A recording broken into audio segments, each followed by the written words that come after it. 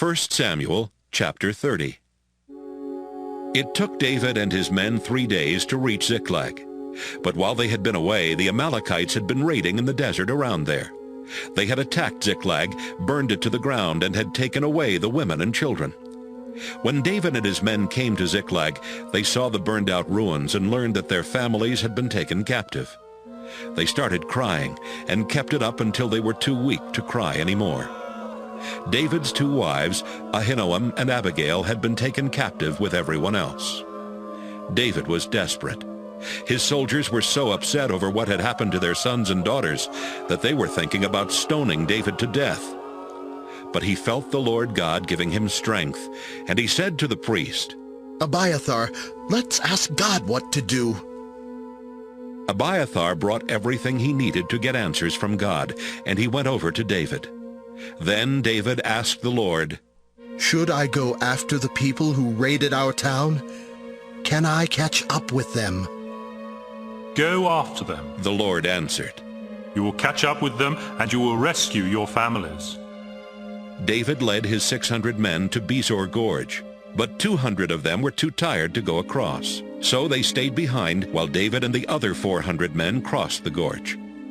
Some of David's men found an Egyptian out in a field and took him to David. They gave the Egyptian some bread, and he ate it. Then they gave him a drink of water, some dried figs, and 2 handfuls of raisins. This was the first time in 3 days he had tasted food or water. Now he felt much better. "Who is your master?" David asked. "And where do you come from?" I'm from Egypt. The young man answered. I'm the servant of an Amalekite, but he left me here 3 days ago because I was sick.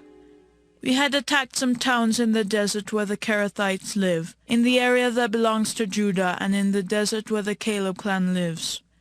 And we burned down Ziklag. "Will you take me to those Amalekites?" David asked. Yes, I will, if you promise with God as a witness that you won't kill me or hand me over to my master. He led David to the Amalekites. They were eating and drinking everywhere, celebrating because of what they had taken from Philistia and Judah. David attacked just before sunrise the next day and fought until sunset. 400 Amalekites rode away on camels, but they were the only ones who escaped. David rescued his 2 wives and everyone else the Amalekites had taken from Ziklag. No one was missing, young or old, sons or daughters. David brought back everything that had been stolen, including their livestock. David also took the sheep and cattle that the Amalekites had with them, but he kept these separate from the others. Everyone agreed that these would be David's reward. On the way back, David went to the 200 men he had left at Besor Gorge because they had been too tired to keep up with him. They came toward David and the people who were with him. When David was close enough, he greeted the 200 men and asked how they were doing. Some of David's men were good-for-nothings, and they said, "Those men didn't go with us to the battle, so they don't get any of the things we took back from the Amalekites. Let them take their wives and children and go." But David said, "My friends, don't be so greedy with what the Lord has given us. The Lord protected us and gave us victory over the people who attacked. Who would pay attention to you anyway? Soldiers who stay behind to guard the camp get as much as those who go into battle." David made this a law for Israel, and it has been the same ever since. David went back to Ziklag with everything they had taken from the Amalekites. He sent some of these things as gifts to his friends who were leaders of Judah and told them, "We took these things from the Lord's enemies. Please accept them as a gift."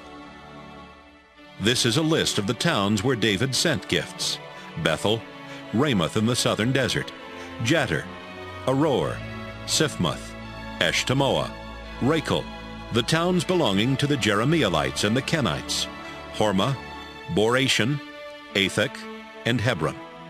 He also sent gifts to the other towns where he and his men had traveled.